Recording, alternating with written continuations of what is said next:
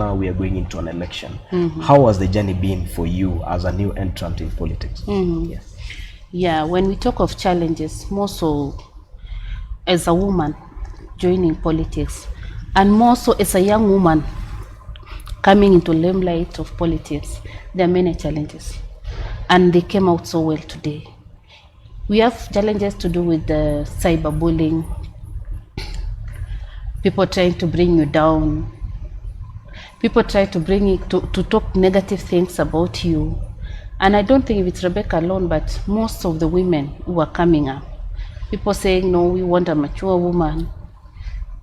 And they write sort of things. They go to the social media and just try to demoralize you.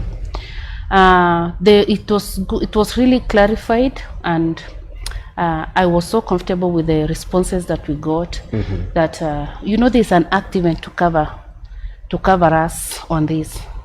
But above everything else, as people, as voters, let's sell our candidates. If you're not for Rebecca, you don't need to write negative things about Rebecca.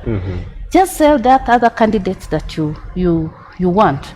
But I'm not talking about women alone. Even we've seen now the presidential candidates, the DP, things that people sometimes say about him.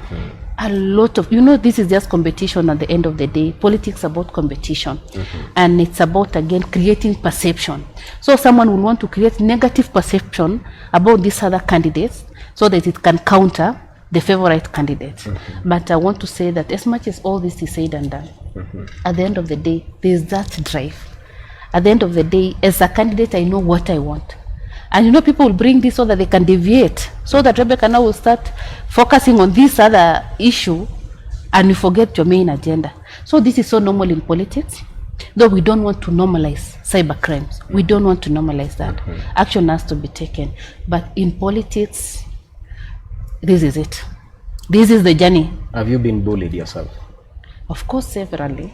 It has happened. How are you dealing with it?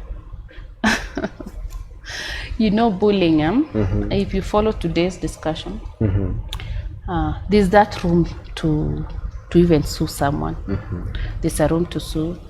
But I realize that when you do that, you'll have deviated completely from your agenda, because you'll be running now up and down to counter things, to do what. Yet there's this agenda. I have agenda for the people of Baringo.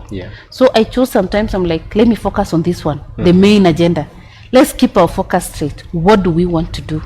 So it has happened severally. It has happened. But I just downplay it, and I'm like, I know the focus of this one. This one wants to divert my attention. This one wants to just change what I want for the people. But since the dream is big, the vision is so big, let me focus on my vision.